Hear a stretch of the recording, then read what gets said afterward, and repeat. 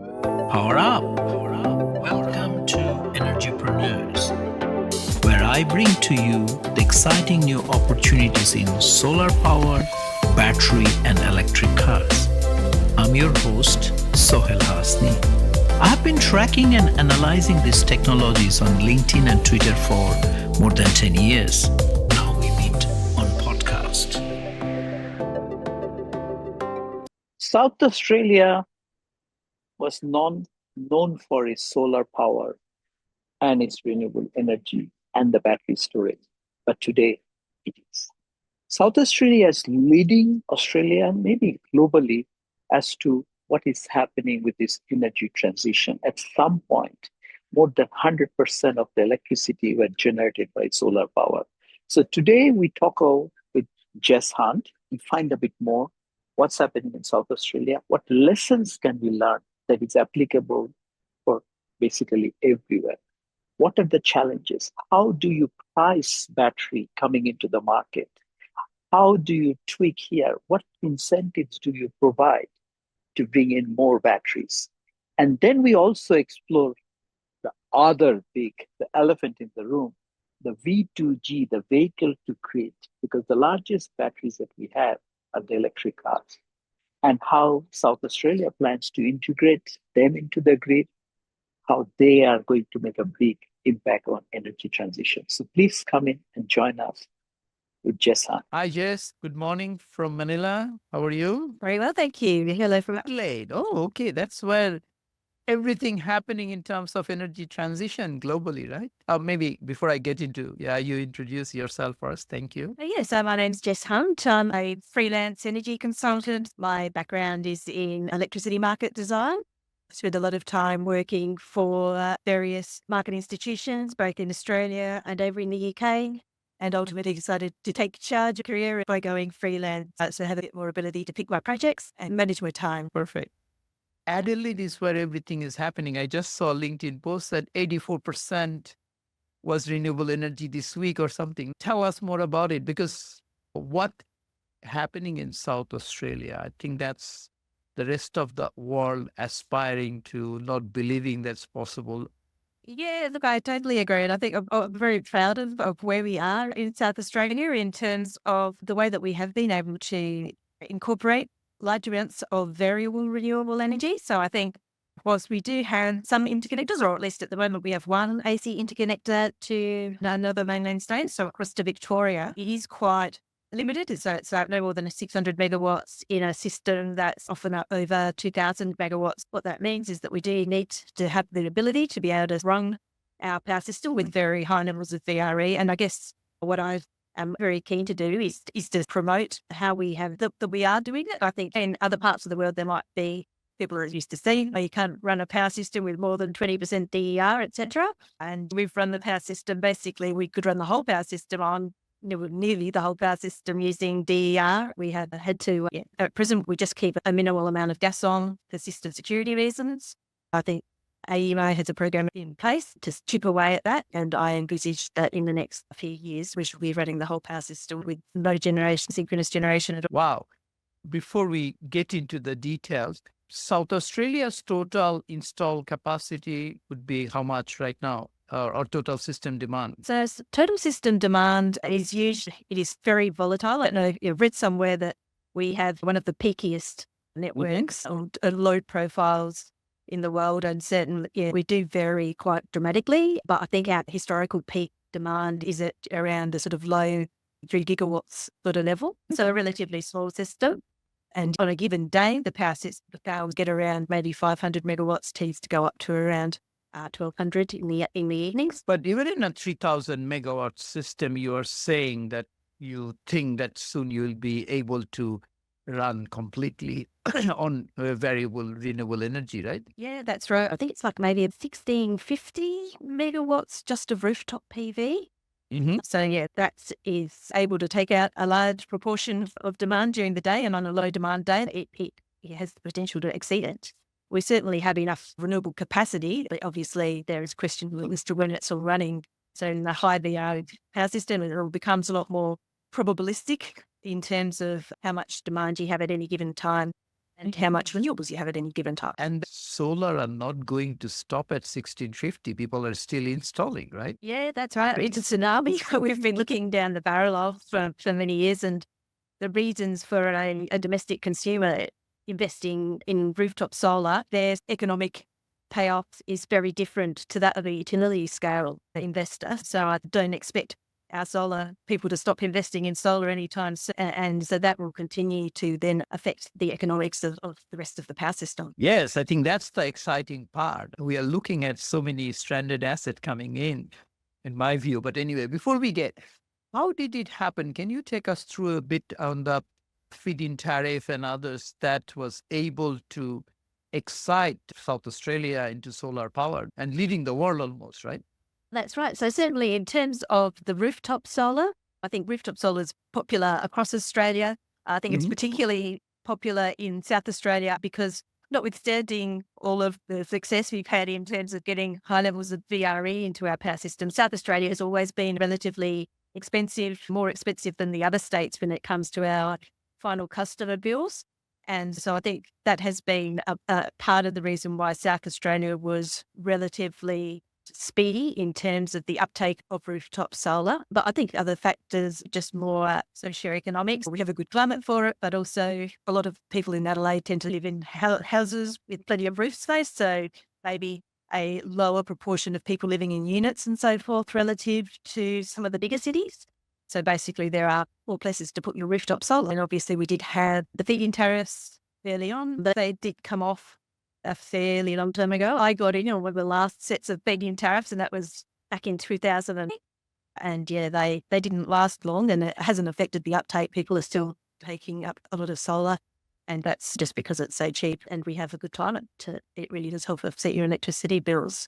I know we often have it pointed out that South Australia is relatively expensive from a retail perspective, and that is true. But I don't think the sort of assumption that is due to our high proportions of renewable energy is incorrect. South Australia has been more expensive than the other states since before all the renewables came online. And it's to do with particularly the nature of our network.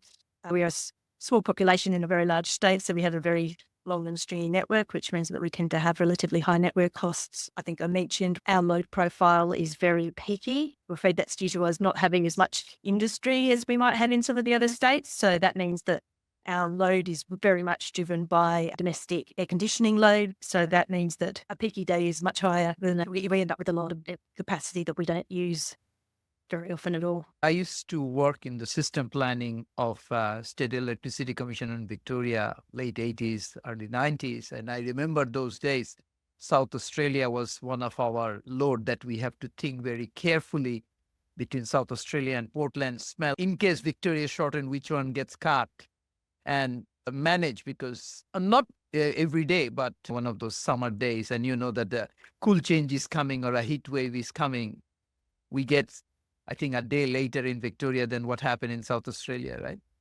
And from that place, South Australia suddenly moved super fast on solar, right? Yeah. And also wind. And I think the wind uptake was really, I think the early introduction of the renewable energy target in Australia was actually put in at the federal level, and it was actually left without too much political interference to run its course. And so part of the reason why South Australia became such a front runner was simply because of all the places in Australia, we had the best wind resource. It was really a federal government policy that resulted in a lot of the wind going into South Australia, just combined with market forces. And we also had, I think, our transmission network was very focused on facilitating those additional investments, so that they had a few less headaches than you might have had in other parts of the country in getting the projects. Yeah, and that 5%, I think it was in early days in the federal renewable energy. But ESAA, right? Energy South Australia, or the public owned. It's when it was privatized, it was much later than Victoria and other states, especially much later after Victoria. Yeah, that's right. I think we privatised in 1999 or maybe 98. And yeah, we had a few lessons to learn from Victoria. Is South Australia did anything different from other states in terms of feed-in tariff? I know that you mentioned the tariffs are much higher, but maybe still, what, 35 cents a kilowatt hour, roughly, retail tariff? Oh, look, I think, I suspect it might be a bit higher than that, to be honest.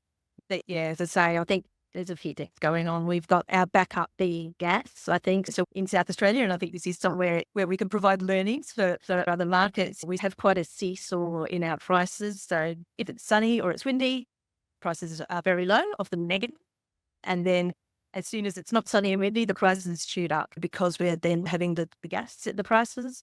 And so typically the prices during those periods will be more expensive in South Australia than in other states that have a large coal resource, just because our marginal fuel is more expensive. Yeah, but South Australia is the first state which started giving incentives on batteries, right? So you must have tons of batteries already in the system, no? So in terms of, do you mean utility scale or? Utility scale. Yes. Also the home batteries. I think the first incentive was from South Australia, right? Yes, so I think we do have a growing proportion of home batteries.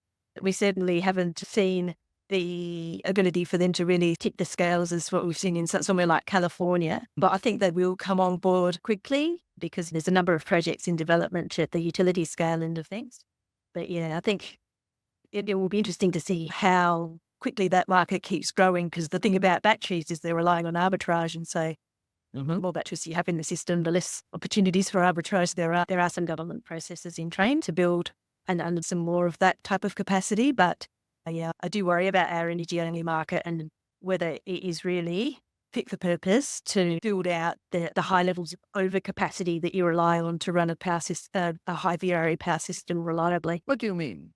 So if you look at the integrated system plan, the integrated system plan anticipates that in terms of the building, so by 2050, we would be looking to have more than 3 times peak capacity in renewable. So renewable VRE capacity 3 times greater than peak capacity. So what that means is that as soon as it's windy or sunny, we're going to have far more than we need and we'll have a lot of congestion. And that's the right answer from an economic perspective. We're trying to make sure that we have enough power, enough energy across sort of combinations of conditions. And so that means that, yes, you're always going to end up with far more than you need at the windiest or sunniest of times than you need on an average day. But our current market design, which is basically only paying people for the energy that they produce, does start to look quite tricky for renewable investors, because as soon as they get the opportunity to produce because it's windy or sunny, the price tanks. We're already seeing, I think there were some interesting stats available for last weekend in South Australia. The utility scale generators are often spend most of their time curtailed off on a mild sunny day in South Australia. The times that they get to generate just as the sun's coming up and you've got that supply-demand balance, the seesaw is on the way to be briefly in equilibrium. And then during the middle of the day, we end up with more than we need and negative prices. And then as the sun comes down, again, there's an opportunity to produce. But yeah, that's quite a different market to what we've had in the past, and markets do adapt. So maybe we can muddle our way through it, but maybe we also need to, whether we can get the last third of that 3 times peak capacity that we need. I would have thought the investment trade-off is going to start to look fairly challenging without some form of payments that are not just about energy. Ideally, you would have a carbon price. But other thing also would happen. I interviewed Hugh Gleason in this platform a few months back. He was the former CEO of United Energy. We used to work together. And he mentioned that one thing was interesting, that this transmission guys have to start thinking like a telecommunication. Communication is both way.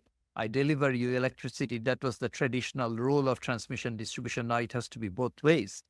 Because you see, I interviewed Marek Kubik yesterday, and he's one of the top gentlemen working on large-scale battery storage. That utility-scale batteries are already $50 a kilowatt hour, cell level. If that happens, an average household consumes about 15 kilowatt hour a day, roughly.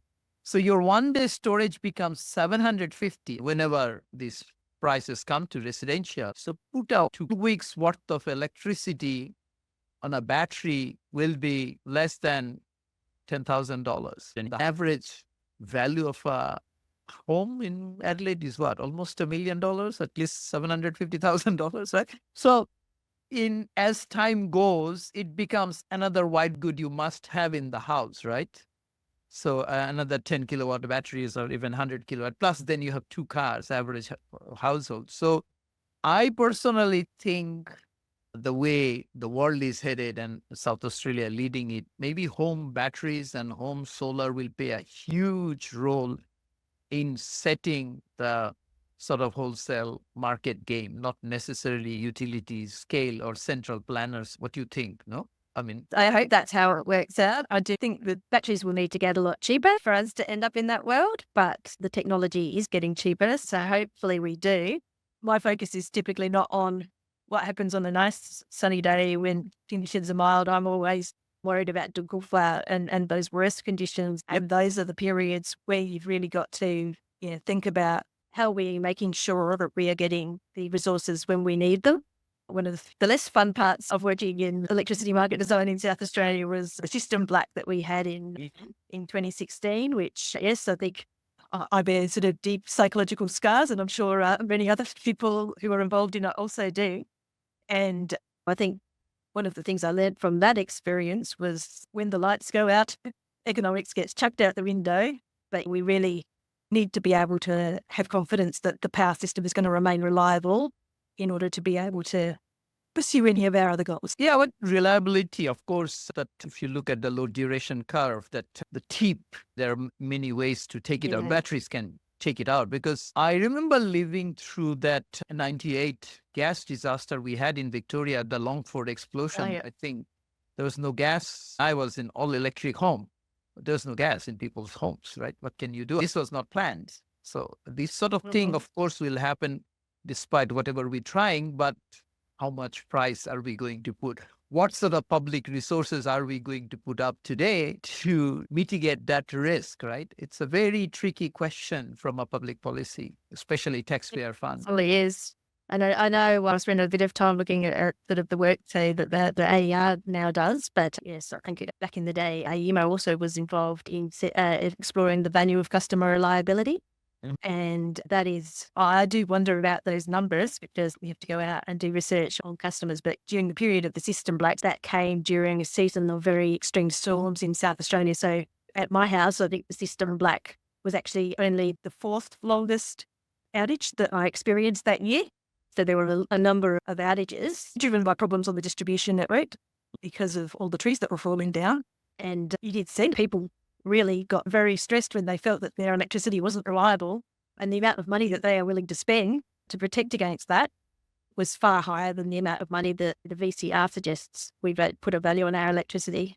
I think the formative experience for me was that, my local Bunnings, not only did they run out of backup diesel gensets, and those gensets were worth $1,000 each. Yes, not only were they willing to go out and spend $1,000 on a diesel genset, but there was actually a punch up, so they were willing to get into a fight to get that last generated. Yeah, and then bringing that into public policy, that's a challenging job you have, right? Yeah, that's it. Because where that leads me to end up is that people will spend any amount of money to have a reliable power supply, but then you start to lose the social as the bills go up. Yeah, who pays for that? The person willing to pay for it will not pay alone. The others, unwilling participants, also have to pay, right? When the public dollar comes. Right. And again, I think there was a study done over in Europe following the crisis in 2022 with prices going up. And they said that caused, I think, 60,000 excess deaths. So this is I read an article in The Economist about it. And so 60,000 excess deaths because of high prices. So people just sitting and shivering in the cold rather than turning on their heating. And where does that leave someone like me who's trying to balance? Because I used to think at the end of the day, you've got prices, you've got reliability, and you've got climate change, and no one likes their bills going up. With the other two, people are actually dying. People die when prices go up too. So I'm stuck.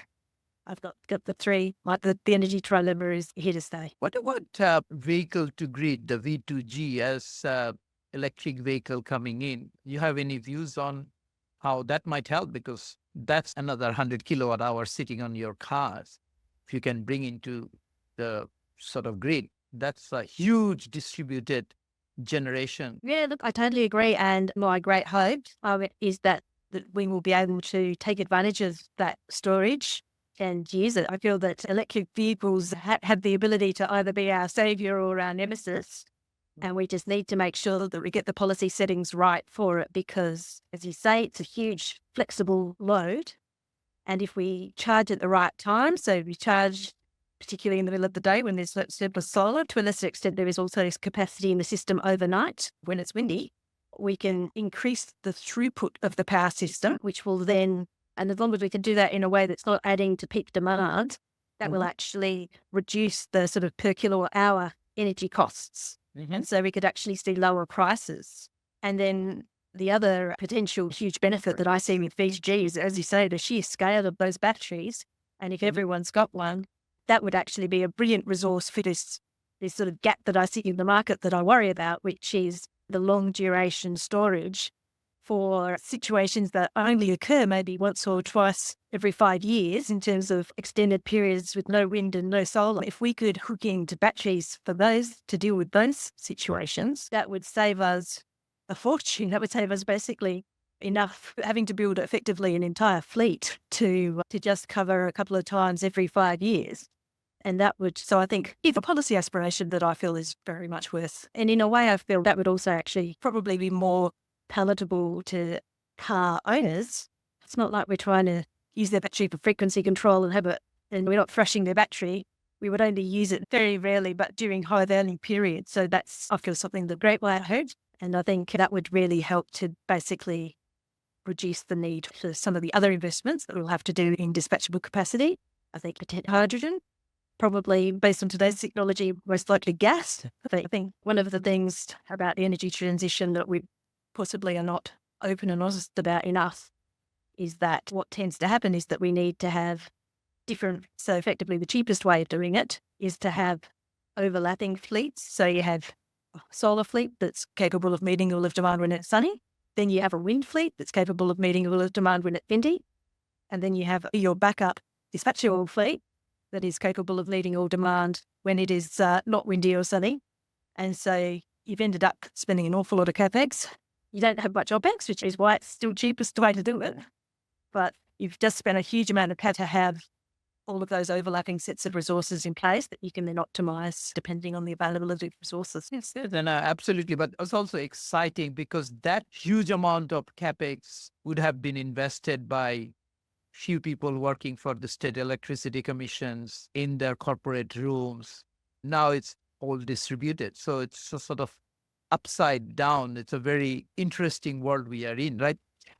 I remember when the California crisis happened in the early market opening, there are a lot of rumor. I don't know that they had to connect a nuclear submarine to the grid to get the power stable.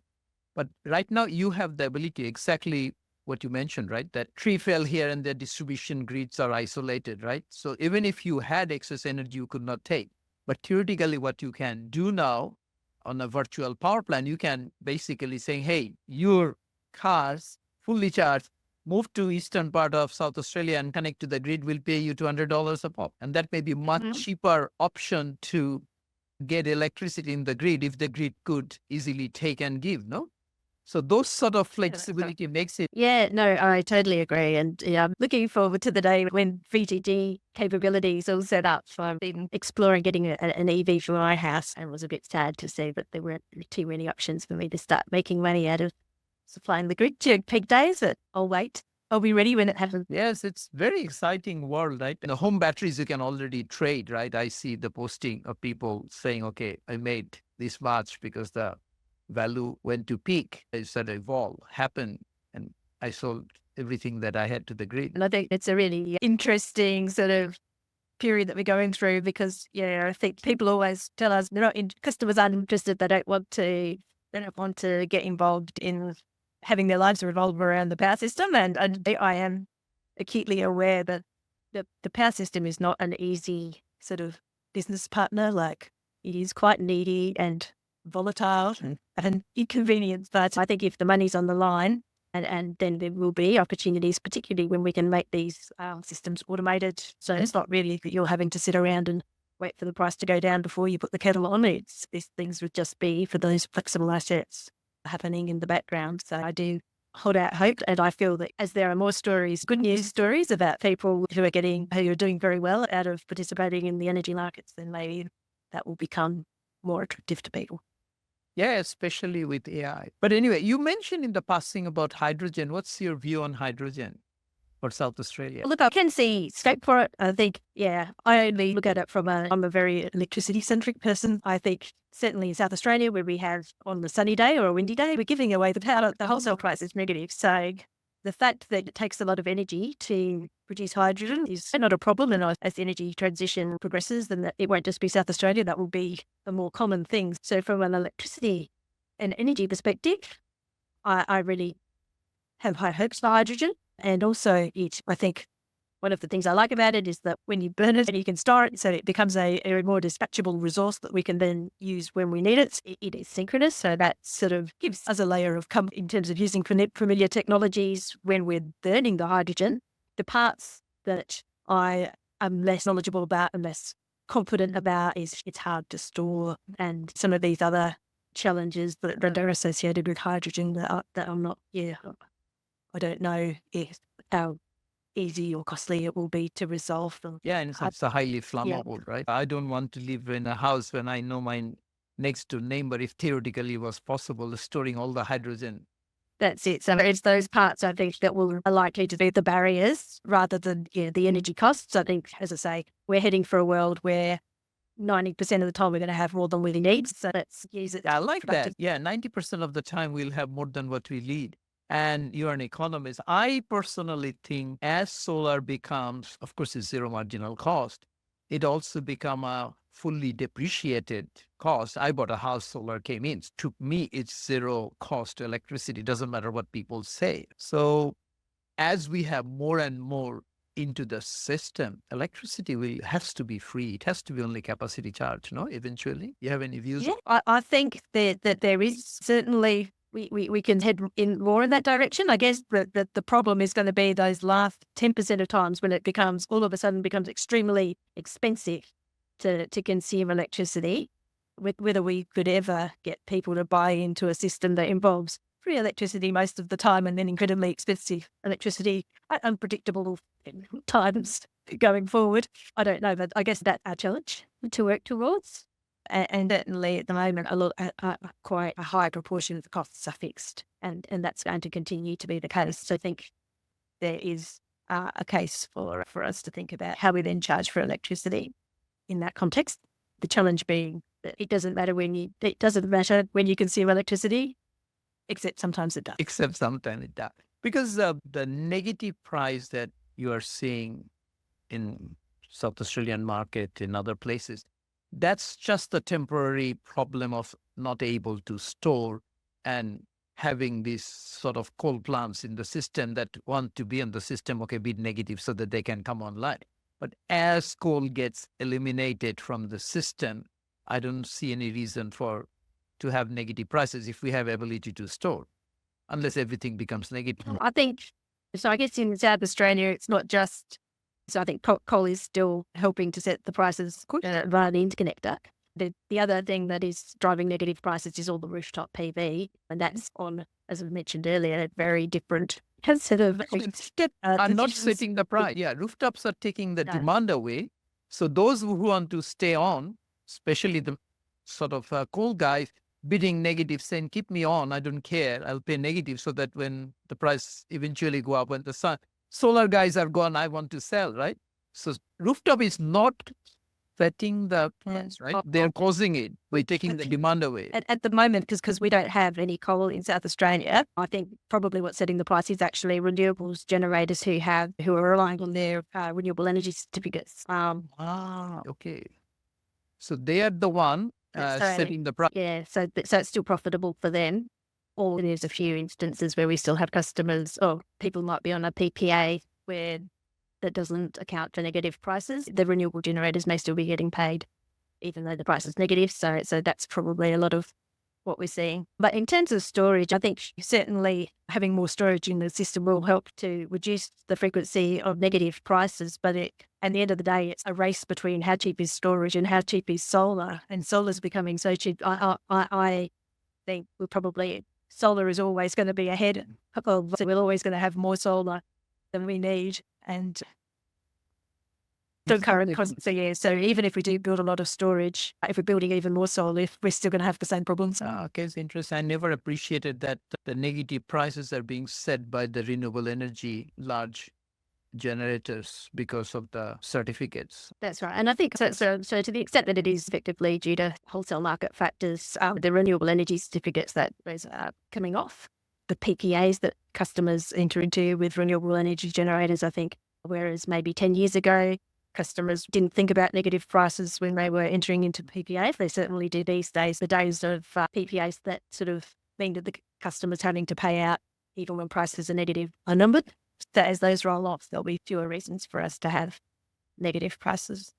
Yeah, those are the short-term distortions introduced as a policy to create a market that did not exist, right? That's right. And so I think I'm always fascinated by quite all of the negative prices that we have in South Australia, but it doesn't really, in my heart, it doesn't seem like a sustainable long-term place to be, so even as I enjoy it as a consumer. Amazing. So you must be working on very exciting projects right now. Anything exciting you want to share? Look, as I say, I've taken a bit of a different tack in my career, whereas historically I was always attracted to the sort of the biggest, most controversial reforms that were going on.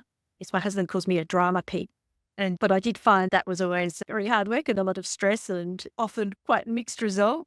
You have to learn to have a lot of disappointment as a policy person in energy. So I'm really been focusing with my more recent projects, trying to find more forward-looking projects that are about just more forward-looking and also more bite-sized, so rather than trying to completely recreate the electricity market. So we're just focusing on things that maybe we can actually get done. So I've been doing a bit of work with AEMO to try and help improve the quality of weather monitoring that we are able to do and making sure that we have the right data to be able to forecast renewable energy accurately, and also getting involved in a bit of distribution, so dynamic pricing, working with the ANU and their project partner Ausgrid on the Project Leaders trial, which is looking to introduce more local dynamic prices. And as we were just discussing, that's likely to result in prices that are very low most of the time, and then during periods of peak demand will suddenly go up. So dynamic distribution pricing for the customers. Yes, that's right. As for the customers, the way that this particular trial is designed, it's all run through aggregators. So in a way, what it is, it's basically the distribution network that has levers to be able to influence the operations of the VPP. So as well as responding to what's happening in the wholesale markets, the VPPs are able to respond to what's happening on the distribution networks. So if we manage to make that work, then there would be a real opportunity to offset the need for distribution network upgrades over time. That's amazing. It must be very cutting edge thinking. But it would be, it's a big regulatory challenge that how do you give that incentive to the distributors to make the right decision without underwriting their risk, right? They will always say it's a distribution asset base. As soon as I have that asset into the regulatory asset, but I have to be paid. Yeah, it's very interesting. Yes, that's right. And I guess certainly it has the potential to really help to defer the need for investment. I guess we're a long way from that at this stage, but if we can effectively make the sort of the distribution pricing look a bit more like what goes on in the wholesale market, I guess is how it could work. But there are certainly any number of questions to be answered. And I think distribution pricing itself, the types of tariffs that I'm designing, I don't think would be appropriate for your average household customer at this point in time. Maybe in 10 years when everyone's got an EV and they can manage the risks a bit more. But I think they're more designed to be then applied through a BPP, and hopefully we can let the market think about how they need to package that up in a way for customers. And there is no sort of rule that says that the retailers have to pass through distribution network tariffs. They can do that in a way as they please. So for instance, a lot of the participants in this current trial are on no bills contracts where they can basically reposit manages their risk, and they just invest in quite a large solar system and a battery up front, and then basically, because it gets the right to use those assets in the wholesale market, the customer just gets a look. Amazing. Yeah, we can have a whole conversation on this when you developed your thinking a bit more. It's extraordinary. Wow. No, I feel it has a real potential to again come in and be an important part of the bigger puzzle, and getting more load flexibility is another way to reduce this. As I say, we've got these overfleets that we need to build. If we can chip away at peak demand, but we can make it smaller, so that's critically important to try and harness the demand side. But I'm clear-eyed about how easy or popular that's going to be. And we really do need to think about It's almost how to market it and how to communicate it. I'm not confident of my own ability to communicate these ideas to members of the general public. And I think that's actually going to be a key part of it. How do we explain a lot of these challenges that we're facing? Because I think if we can encourage better behaviour, if we can explain to customers the benefits of changing their behaviour or letting people have access so that they can control various assets, then that's going to end up with much lower prices for everybody.